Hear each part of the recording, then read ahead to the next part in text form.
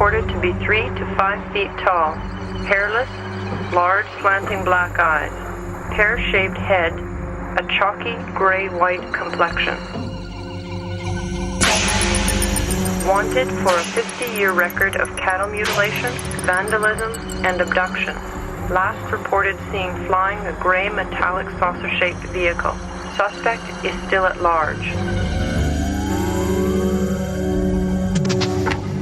Durante décadas hemos estado persiguiendo alienígenas, no solo en nuestras vidas privadas, sino en nuestras fantasías públicas. Pero nunca la búsqueda de vida extraterrestre ha sido una obsesión más popular que ahora. En la actualidad, la imagen de un extraterrestre parece ser tan ampliamente reconocida como el rostro de cualquier celebridad de Hollywood. Durante los últimos 50 años, el fenómeno ovni poco a poco se ha enraizado en nuestra cultura y nuestro consciente. Tanto si creen en los ovnis como si no, una cosa es segura: el fenómeno ovni se ha convertido en parte de la cultura popular. La cuestión es, ¿por qué?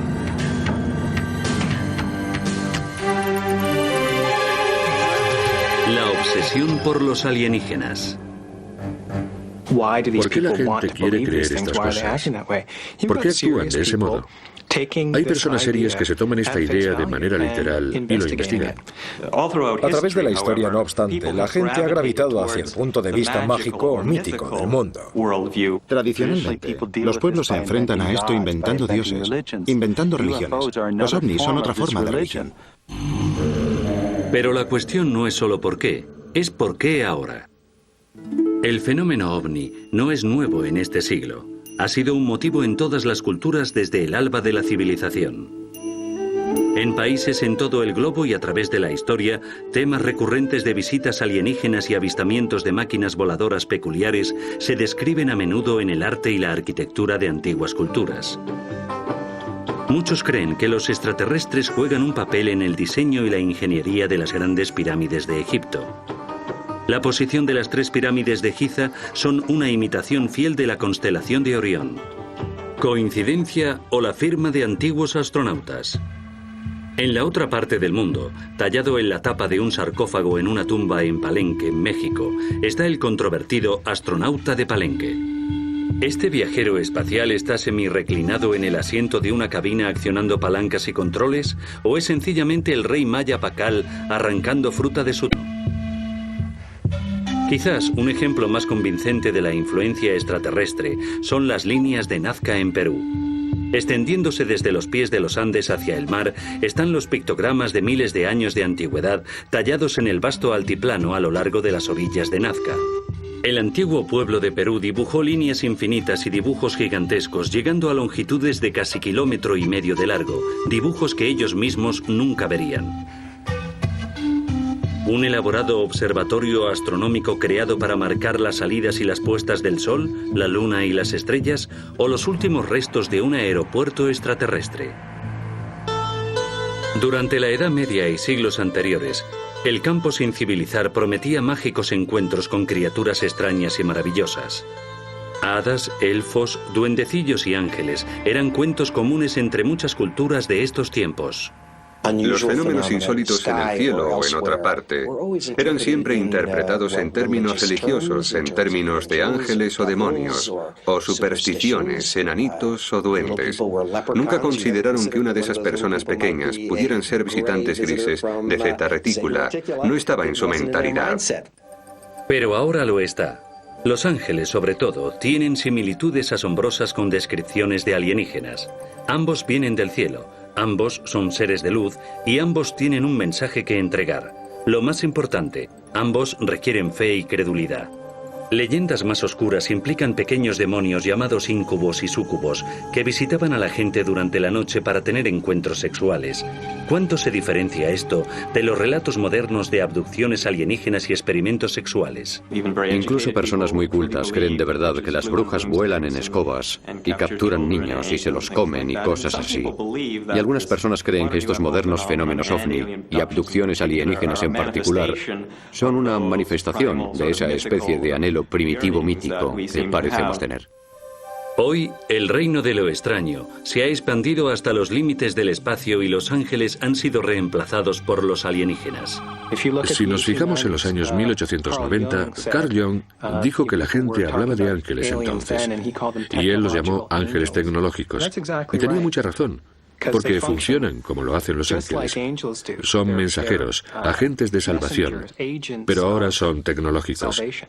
Y esto es reforzado por la tecnología al ser tan dominante en nuestra vida.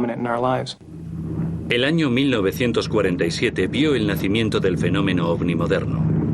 El 24 de junio de 1947, Kenneth Arnold, un hombre de negocios y piloto experto, estaba volando hacia el este sobre las montañas Cascade en Washington, cuando vio una cadena de 9 objetos en forma de boomerang que él calculó llevaban una velocidad de más de 1900 kilómetros por hora.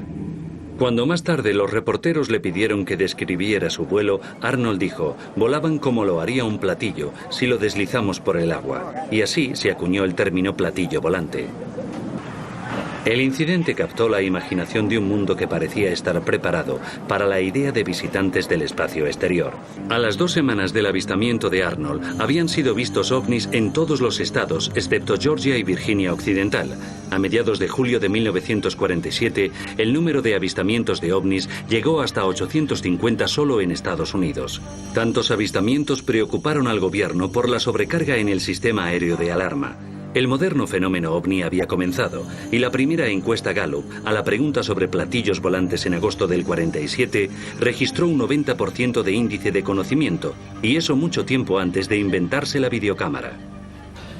Hoy en día, con tantas cámaras, miles de ellas, millones de ellas en las manos de la gente, en los hogares de tantas naciones, estamos viendo a individuos grabando imágenes increíbles de ovnis que pueden compartir unos con otros, lo que no era posible en décadas pasadas. Los avistamientos siguen siendo el edificio fundamental del fenómeno ovni, a pesar del acuerdo de los ufólogos y los escépticos de que más o menos el 90% de los ovnis avistados resultaron ser percepciones erróneas de fenómenos comunes como aviones, estrellas, planetas o aves. El otro 10%, en ausencia de toda evidencia, sigue sin explicación. Hay muy poca, de hecho. No hay evidencia convincente de identificaciones de ovnis como naves alienígenas y, por supuesto, eso es lo que ha hecho la cultura popular. Y ovni se ha convertido en sinónimo de naves alienígenas y contacto alienígena con seres humanos. No es que la evidencia parezca ser un problema. El 48% cree que los ovnis son reales y todavía otro 45% cree que los alienígenas lo han hecho o están visitando la Tierra hoy día. Tuve un incidente personal en 1987 con mis 2 hijos de un avistamiento de luz desde mi casa que era muy claro y directo. Era tan claro como un camión en la calle y no sabía qué era esa nave. Pero era un disco redondo que se aproximaba a nuestra casa. Mi amiga y yo estábamos sentadas fuera tomando café cuando de pronto ella miró hacia arriba y dijo: mira, ¿qué hay allí? ¿Qué es eso? Y yo dije: Dios mío, es un platillo volante. Un objeto me siguió desde las puertas de Fort Erie, casi hasta la planta Ford. Y si yo reducía velocidad, él también lo hacía. Y si yo aceleraba, él aceleraba. Era grande, muy grande, y volaba muy bajo, totalmente silencioso. Las luces eran muy brillantes. Tenía 3 luces a un lado. Parecían del color azulado de las luces de vapor de Mercurio, solo que aún más brillantes. ¿Qué razón tendría una nave espacial alienígena viajando, por ejemplo, cientos de trillones de kilómetros para llegar a la Tierra desde el sistema estelar más cercano, mucho menos desde un sistema estelar significativamente lejano en la galaxia? ¿Qué razón tendría para venir hasta aquí, sin requerir luces de navegación ni luces de propulsión para, de repente, entrar en nuestra atmósfera y encender bancos de luces rojas y verdes y emitir luces naranjas y planear sobre Ottawa durante 6 horas? Esto solía ser constante. La mayoría de la gente creía en los ovnis, pero casi todos pensaban que los demás no, y eso afectaba sus acciones. Allá en el 61 no se mencionaba muy a menudo, porque nadie, ni mi propio marido ni siquiera me creyó. ¿No me creyó? Pero hoy puedo hablar de ello. Por aquellos tiempos no se lo decías a muchas personas, porque te miraban y pensaban que estabas loco. Ahora la gente sabe que puede hablar, es seguro, no pasa nada, no se ríen de ti. Tras el avistamiento de Arnold en 1947, el fenómeno ovni creció cada vez más sofisticado. Pronto los avistamientos ya no fueron suficientes para apoyar la creciente creencia en los ovnis. En los 50 se formaron grupos conocidos como los contactados. Llevaron los avistamientos de ovnis al siguiente escalón, afirmando que no solo habían visto ovnis, sino que de hecho habían conocido a sus ocupantes. Los contactados allá en los 50 iban a reunirse todos y a subir a Venus con guapos venusianos y a salvar al mundo diciéndoles a todos, basta de probar armas nucleares. No es extraño que los contactados tuvieran seguidores en un tiempo en el que muchas personas creían que la guerra nuclear con Rusia era inevitable. Los 60 vieron las experiencias de los contactados reemplazadas por los escalofriantes relatos de los abducidos. En un típico escenario de abducción, el abducido, contra su voluntad, salía flotando de un coche o de su cama a una nave espacial, donde se le sometía entonces a dolorosos exámenes. Luego se devolvía al abducido al mismo lugar donde se le había capturado y dejado con una sensación de tiempo perdido y solo unos vagos recuerdos de lo que había tenido lugar. Me llevaron a bordo de una nave y me encontré sobre una mesa y experimentaron conmigo como si estuviera en un laboratorio. Y perdí 2 horas de mi vida hasta que regresé 8 meses más tarde. Creo que hay fenómenos psicológicos que tienen un papel en la creación de este tipo de experiencias o relatos de experiencias. Personas que, por lo general, han sido desviadas de los centros de poder de la cultura. Personas que no tienen mucho dinero ni posición social. A menudo, un número desproporcionado de mujeres. Es significativo que el 75% de los informes de personas abducidas sean de mujeres. En los años 70, la gente no dejó de informar sobre avistamientos de ovnis, ya que las abducciones habían captado su atención. La presunta abducción en 1975 de Travis Walton en Arizona captó la atención mundial. Y ya en 1987 el libro de Whitley Strieber, Comunión, sobre la propia abducción del autor, se convirtió en un bestseller internacional. Hoy en Estados Unidos, 3,7 millones de hombres, mujeres y niños afirman haber sido o seguir siendo abducidos. En los años 70, las personas no fueron las únicas víctimas de presuntas abducciones. De pronto, cientos de animales mutilados, la mayoría ganado, se encontraron misteriosamente muertos en todo Estados Unidos, desde Minnesota a California. El ganado se encontraba en ocasiones, quizá algo más que en ocasiones, en los campos, cerca de una carretera con varias incisiones y órganos extirpados. Y la tradición local. La tradición de los ovnis sugiere que los alienígenas podían estar extirpando estos órganos para quién sabe qué. Quizá experimentos genéticos, quizás otras cosas. Para los ufólogos, esto indicaba que los mutiladores eran de origen no terrestre, pero el FBI emitió un informe en 1979 que concluía que los depredadores eran los responsables de todas las mutilaciones. No obstante, muchos no quedaron convencidos. De hecho, si hay una policía muy empática o muy crédula, y también lo son las compañías de seguros en la zona, resulta que pagarán por las llamadas mutilaciones de ganado por sectas satánicas o abducciones alienígenas. Por eso creo que esa idea que desde que apareció pasó rápidamente a través de las fronteras de condado a condado, realmente indica que es probable que no tenga influencias alienígenas. Mientras que los informes de abducciones y mutilaciones de ganado continuaban aumentando, un nuevo giro en el fenómeno ovni estaba empezando a emerger. Cortes circulares chatos en varios campos de trigo, centeno y cebada.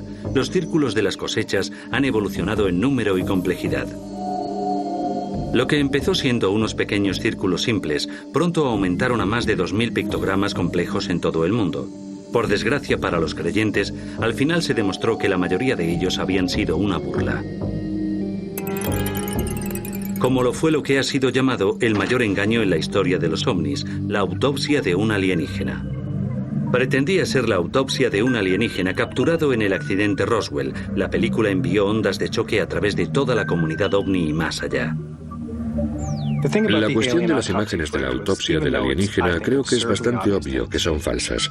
Es evidente, y ha circulado en muchas convenciones como una especie de talismán, el Santo Grial. Por fin había pruebas y ahí estaban, ahora podían verse. Anhelaban desesperadamente que se produjeran ese tipo de pruebas para reivindicar las creencias que habían querido tener durante tanto tiempo. El impacto de la película de la autopsia, combinado con numerosas revistas y libros, programas de televisión y 2 museos dedicados al incidente Roswell, significaron que la ciudad volvió a tener la atención pública por primera vez desde 1947. Fue en una zona como esta donde 2 platillos volantes diferentes se estrellaron en Nuevo México, tarde, la noche del 2 de julio de 1947. A unos 120 kilómetros al noroeste de Roswell, cerca de la pequeña ciudad de Corona. El otro a unos 250 kilómetros al oeste en las llanuras de San Agustín. Los restos los encontró la mañana del día 3 de julio el ranchero Mac Brazel, un criador de ovejas de la zona. Estaba en unos pastos enormes de 9,7 kilómetros cuadrados. Había muchas cosas extrañas. Hojas de metal de un material que podías doblar varias veces. Más como hojas de estaño que de aluminio. Más grueso y que se desdoblaba por sí solo, lo cual era extraño. Había algunos travesaños, como piezas, no más largos que esto, con el peso de madera de balsa. Pero no era madera de balsa, aunque tuviera el mismo peso, así de anchos.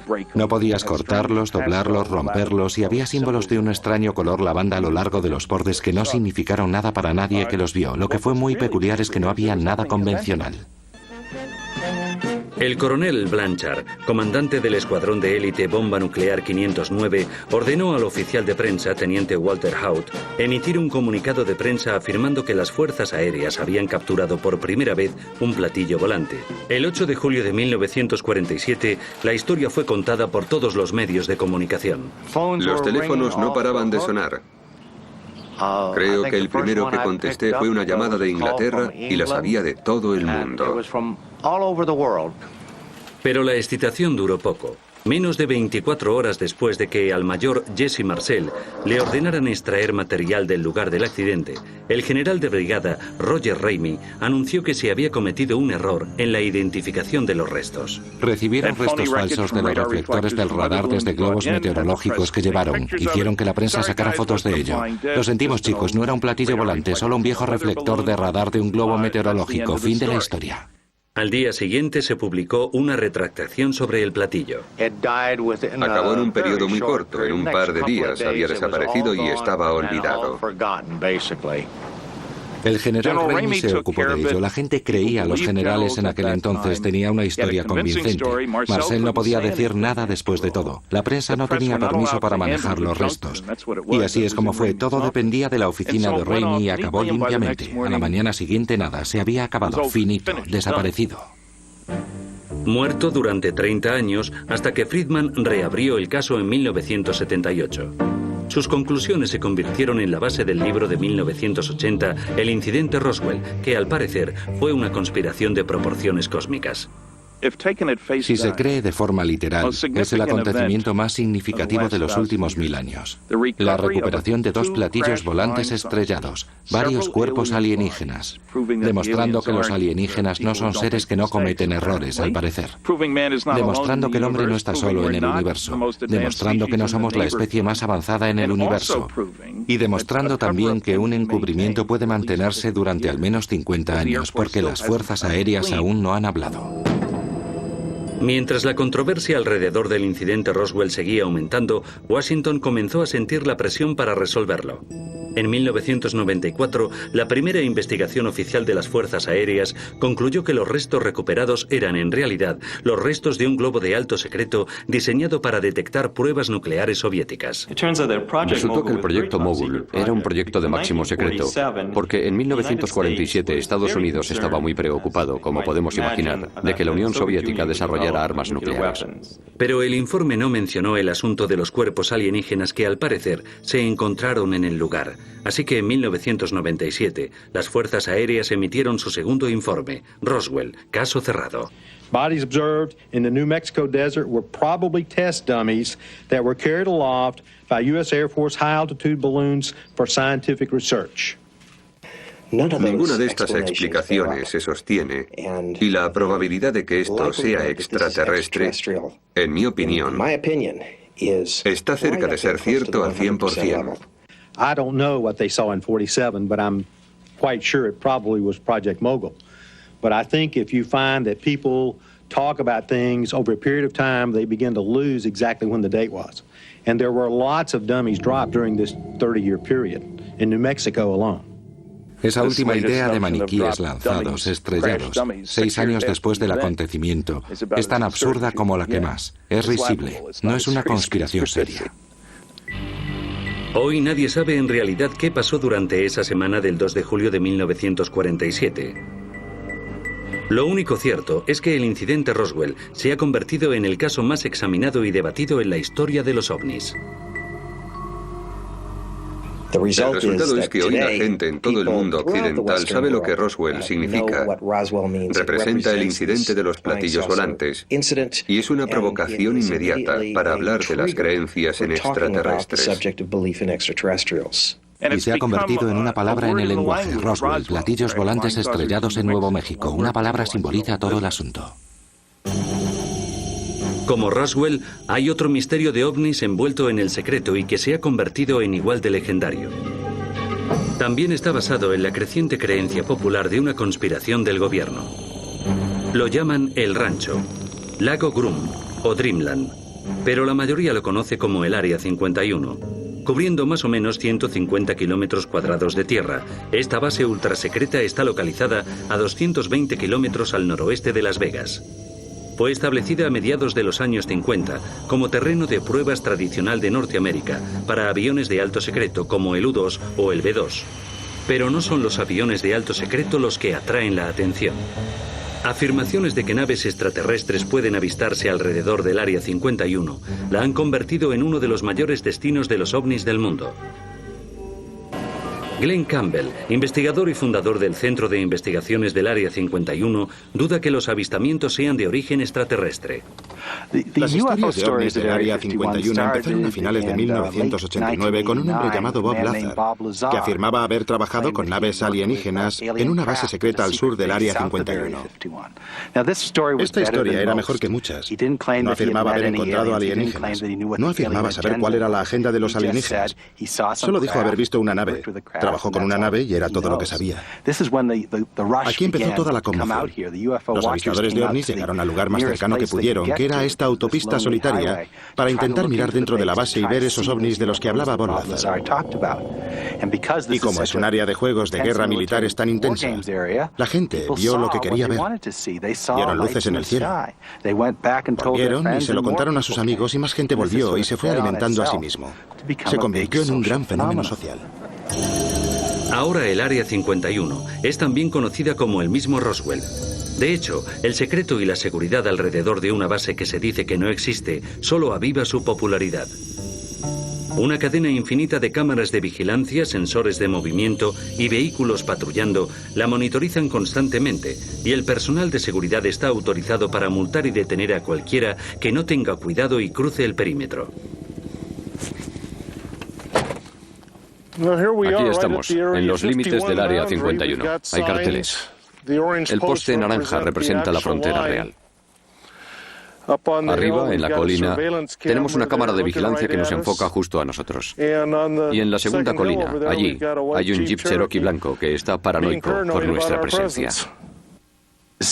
El secretismo aquí es tan intenso que los militares podrían mantener algo de esta magnitud en secreto durante este periodo de tiempo.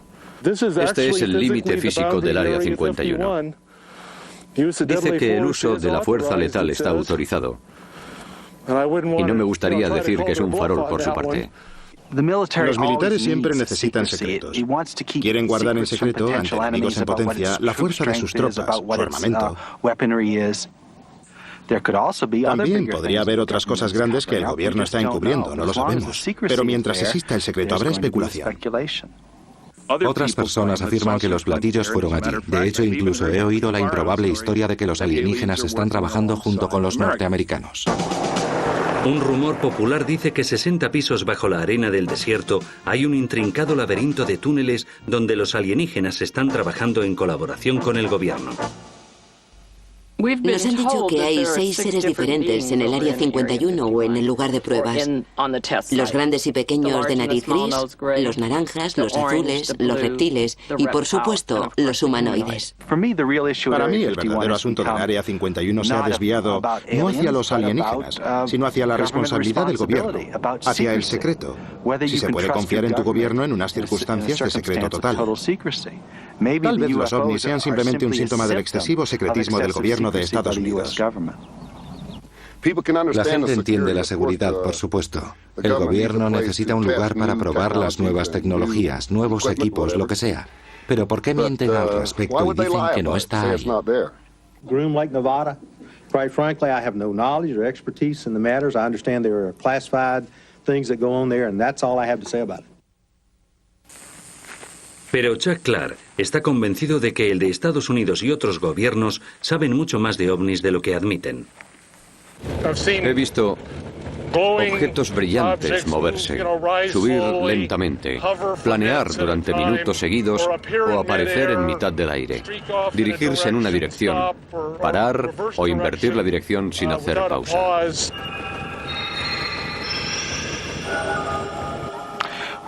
Lo que la gente no entiende es que Rachel está emplazada debajo del área de ejercicios de guerra más intensos del mundo. Aquí es donde va a venir a practicar todo piloto de primera línea en el mundo libre en un entorno de combate realista.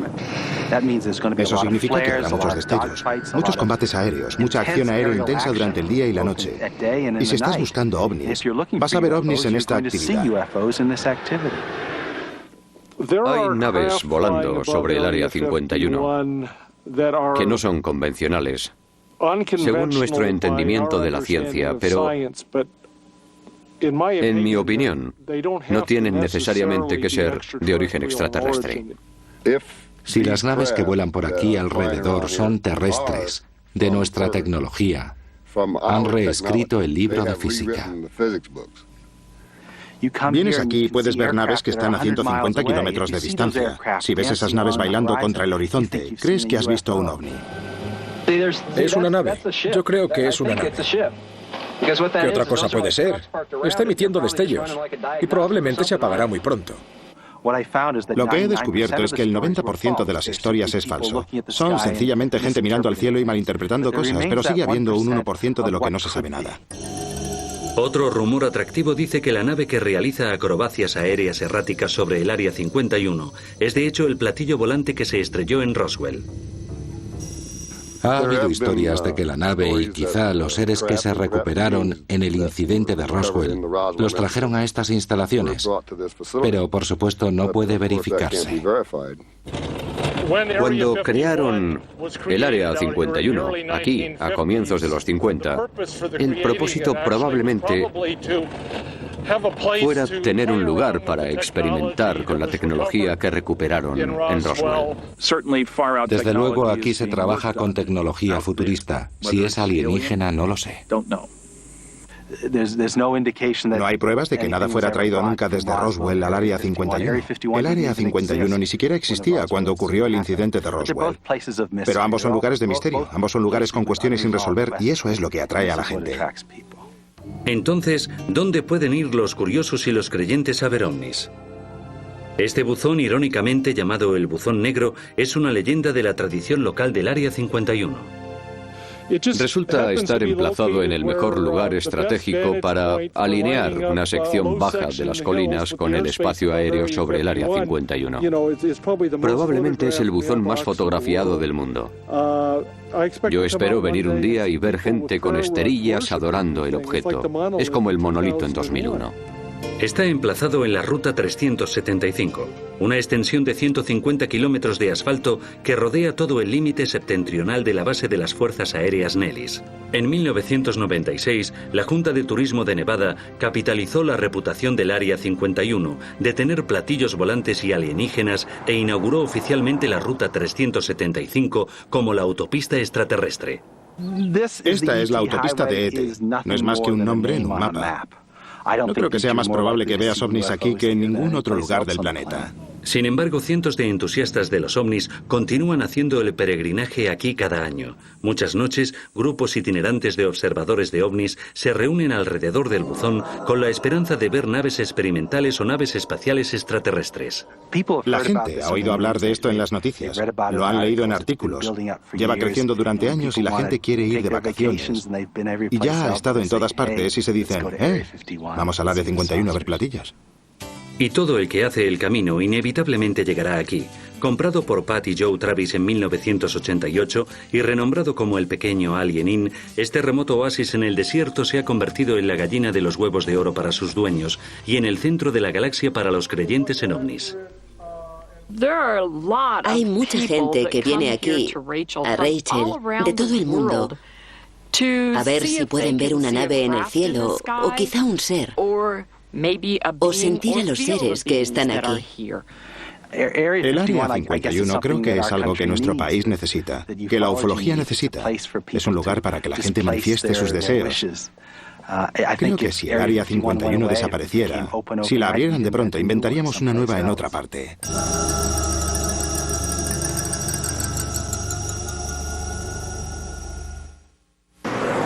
Nada ha alimentado y sostenido la obsesión por los ovnis con más fuerza que la máquina de sueños llamada Hollywood.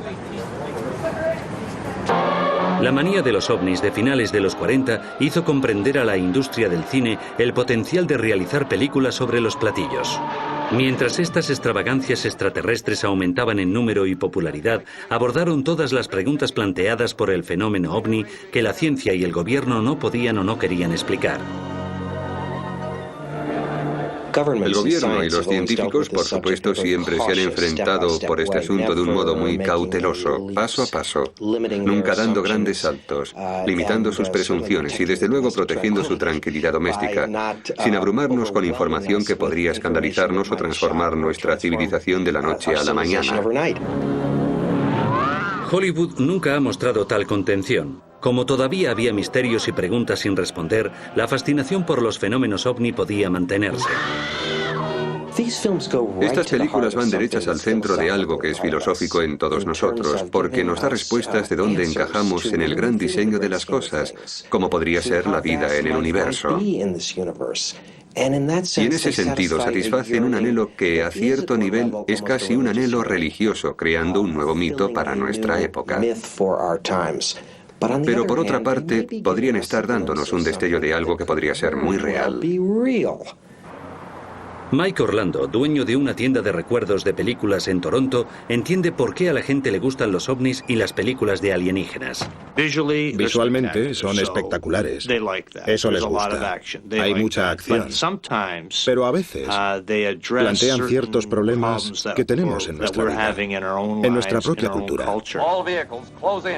Al instaurarse la Guerra Fría en los 50, los norteamericanos se obsesionaron con la idea de que la URSS pudiera desarrollar sus propias armas nucleares, haciendo posible una invasión. Era una obsesión que Hollywood estuvo muy contenta de explotar. E inventaron los ovnis y los alienígenas como un modo de representar una invasión soviética en Estados Unidos.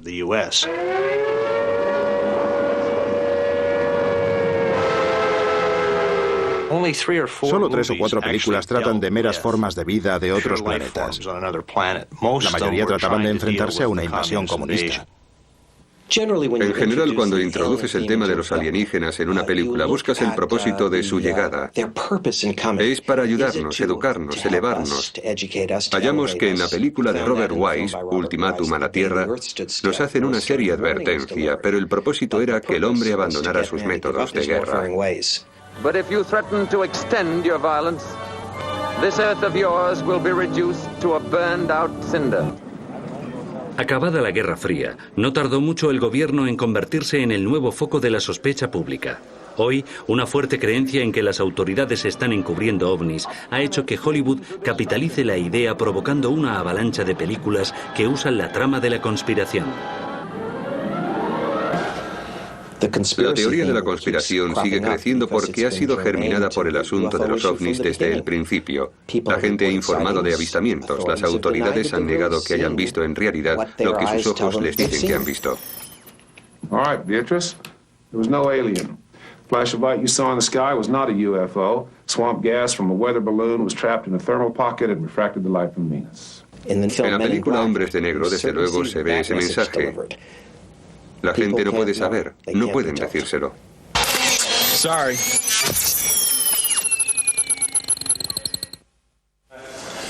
Quizá a un nivel aún mayor que el cine, los medios han avivado nuestra fascinación por los ovnis, explotando nuestro interés por ellos. El interés ha estado siempre ahí. ¿Qué tiene que decir un científico en un asunto tan polémico? ¿Qué ha cambiado? Y lo que ha cambiado es la percepción de los medios del interés del público. Ha habido una escalada masiva de películas y vídeos que están dramatizando o aportando información documental sobre ovnis al público. Se ve por todas partes. Ha habido una verdadera explosión en los medios. Con la explosión de los dramas en las mejores franjas de horario que se complacen en lo paranormal y sobre todo en los ovnis y abducciones alienígenas, la gente ya no puede distinguir la realidad de la fantasía, porque han inundado la cultura popular con visiones de imágenes de naves y de abducciones alienígenas. Se escribe un guión sobre una experiencia de abducción. El guión se filma y se retransmite. Entonces, ese programa se convierte en parte del material que reúne la cultura y la realimenta. Vas a reuniones de abducidos y describen experiencias que has visto en la televisión. Viste ese episodio y te están contando que lo han vivido.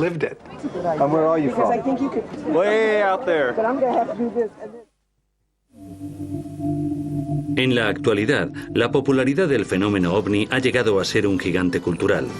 Roswell, una ciudad rehén de su propio secreto, incluso ha sido anfitriona de la mayor concentración inspirada por los ovnis en la historia. Encuentros 97. El 50 aniversario del incidente Roswell fue prueba de hasta qué punto los alienígenas han invadido con éxito nuestra cultura. En julio de 1997, miles de entusiastas, investigadores, escépticos, experimentados y espiritistas hicieron una peregrinación a un acontecimiento que no hubiera sido posible 10 años antes.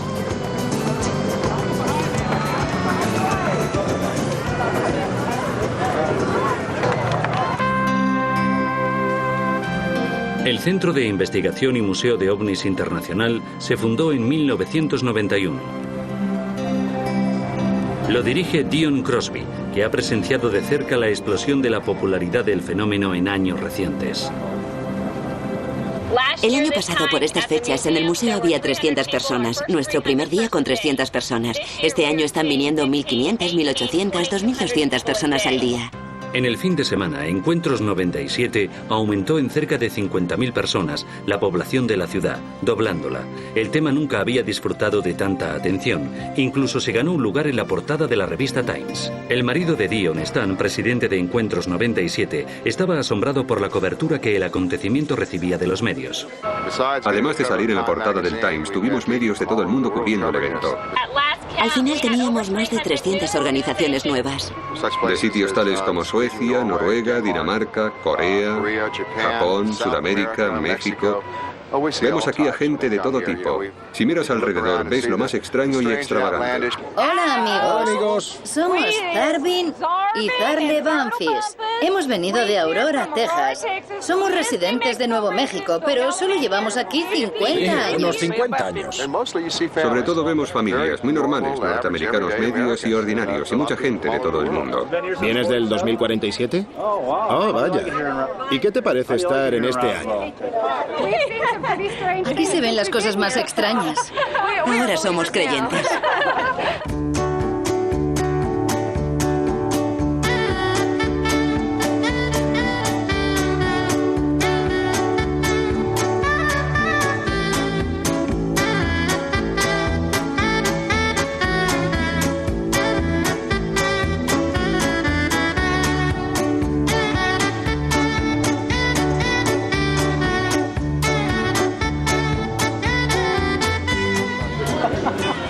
Son $19.99 en total.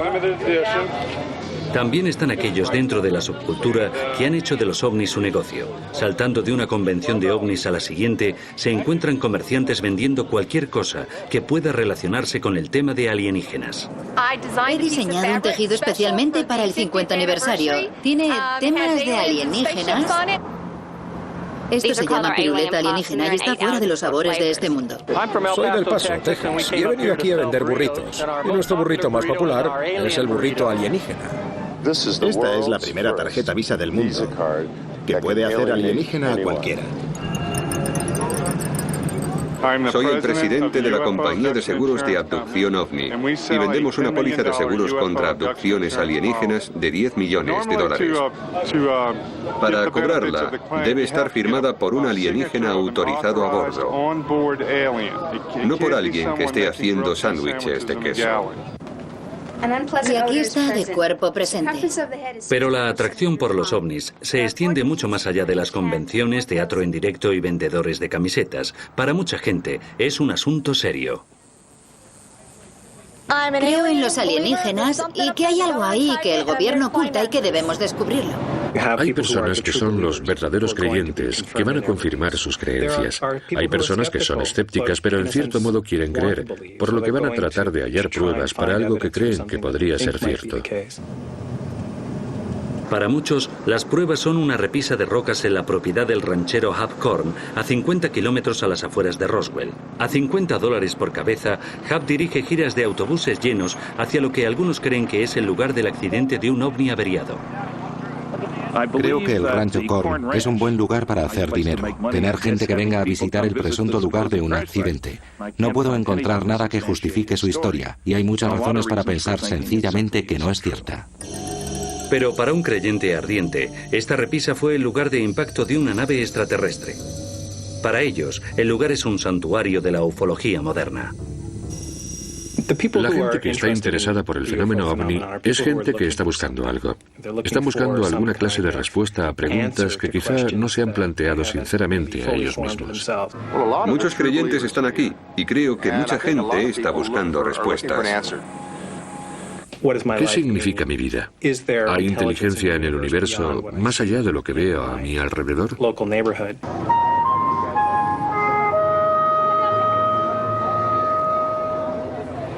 Creo que mucha gente en el mundo cree que no estamos solos y yo, personalmente, lo que es cierto, creo que es un poco arrogante pensar que somos los únicos en todo el universo, los únicos seres.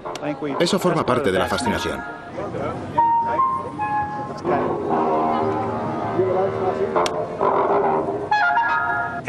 Y estas son las personas que es probable que acepten explicaciones insólitas o extrañas sobre el sentido que tienen las cosas.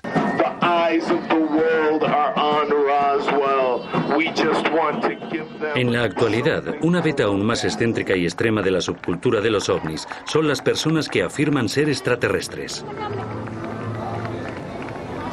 Somos pleyadianos, de la constelación de las Pléyades. Yo soy la madre y este es mi hijo. Soy el embajador Merlín de la estrella Alpha Duconis, embajador en Estados Unidos. Hemos venido a mejorar todas las especies, no solo la humana. La pregunta será respondida en 1999, cuando del grupo de platillos volantes que aterricen en la autopista extraterrestre, yo salga de un platillo volante y entonces muchas personas sabrán y creerán que soy extraterrestre. En el lado oscuro de la subcultura están aquellas personas que persiguen su creencia en los ovnis casi como una religión. Persiguen realización espiritual transfiriendo la creencia en Dios por la creencia en los ovnis. A diferencia de las formas tradicionales de religión que no ofrecen pruebas, la creencia en los ovnis está apoyada por cosas tangibles como los avistamientos, los círculos en las cosechas, las abducciones alienígenas y algunas veces cometas que se aproximan. La secta ocultista llamada Las Puertas del Cielo esperaba con ansiedad la llegada del cometa Hale-Bopp en 1997. Los seguidores estaban convencidos de que un ovni que viajaba dentro de la cola del cometa estaba esperando la llegada de sus almas. Cuando el cometa Hale-Bopp apareció, debieron pensar que el momento no era el adecuado. En marzo del 97, la secta Las Puertas del Cielo se suicidó en masa. 39 personas se quitaron la vida con la promesa de la vida eterna a bordo de un ovni. Una de las razones por las que a Marshall Hepworth le interesaba que sus creyentes cometieran suicidio en ese momento era precisamente porque le preocupaba la falta de confirmación. Si lo dejas ir demasiado o te atienes a un acontecimiento con unas fechas en particular y no sucede, toda la estructura de tus creencias, tu visión del mundo, se derrumba. Para algunos, la idea de que la experiencia de los ovnis puede ser una nueva religión es extraña. La necesidad de creer es, desde luego, muy fuerte en todos nosotros. La llamada de lo trascendente puede ser muy poderosa para algunos. Las expectativas de la gente, su deseo de transformación, su anhelo por una explicación que le dé sentido a todo. Los ovnis apelan al deseo de creer en algo más. Nos proporcionan la esperanza de que un día obtendremos las respuestas a las preguntas más enigmáticas de la vida. Los ovnis, obviamente, resuelven algo en la psique humana, proporcionan una clase de servicio a la humanidad. Tanto si son reales como si no, los humanos necesitan ovnis. Una necesidad de pertenencia, una necesidad de consuelo, una necesidad de salvación.